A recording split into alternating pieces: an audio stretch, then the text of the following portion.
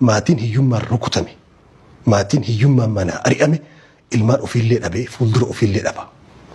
Hiyyummaan kadhatti gannama baafti. Lammaffaa hannatti gannama baafti. Jallina ilmaaniitiif sababni guddaan qorannoolee hayyoonni addunyaa godhaniin inni hangafaa alfaqrul mudaqqi'a. Hiyyummaa ilma namaa caccabsu. Hiyyummaa jechuun uffata ibiddaati.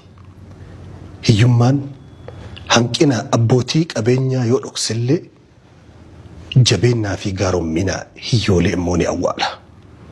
Hiyyummaan biyya keetitti orma si gooti.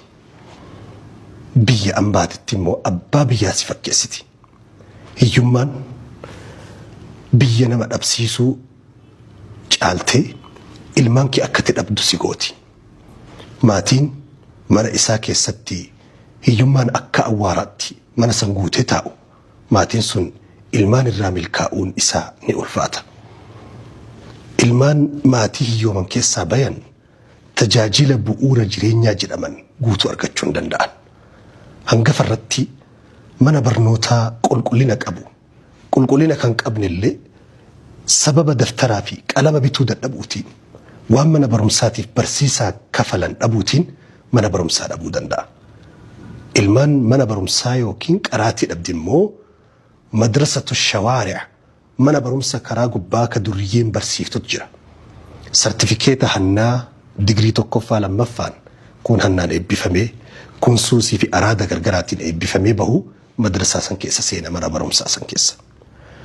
Maatiin ilmoo ofii barumsa qulqullina qabu sababa hanqina mallaqaa hiyyummaatiin barsiifachuu hin dandeenye ilmoo san haala gaariin argachuu hin danda'u.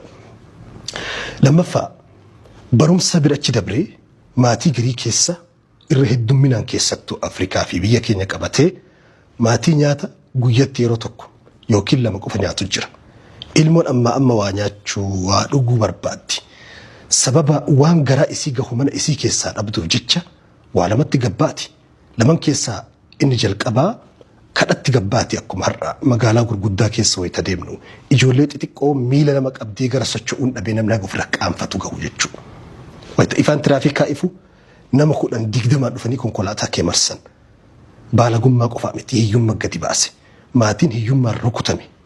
Maatiin hiyyummaan mana ari'ame ilmaan ofiillee dhabee fuuldura ofiillee dhaba. Hiyyummaan kadhatti gannama baafti. Lammaffaa hannatti gannama baafti. Ijoolleen hedduu ijoollummaarraa qabee ollaa naannoo keenya keessatti beeynu namuu godina isaatti naannoo isaatti gosa isaa keessatti beeku sababni hannaa tokko hiyyummaadha. Osoo baalagummaa fi guddisni gaariin dhabamuu jirullee hannaa fi kadhatti gaafa gabbahe magaalaa san keessa gaafa seene namni of duuba deebi'uu hin danda'u.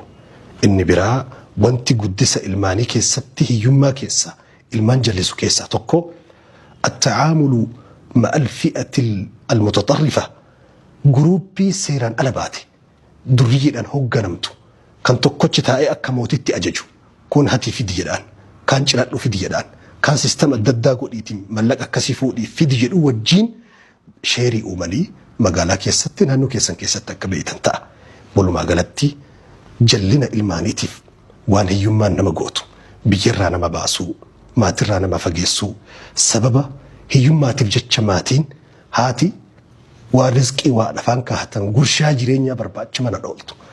Abbaan duniyaa gadhiisee jiruu gadi dhiisee biyya guutuu gadhiisee waggaa 10 waggaa 5 biyya isaatii baha. Wantoonni kun immoo to'annoon maatiin ilmaan isaaniitiif akka goone wantoota godhanii khasaaraa guddaa fidan keessaa isa tokko.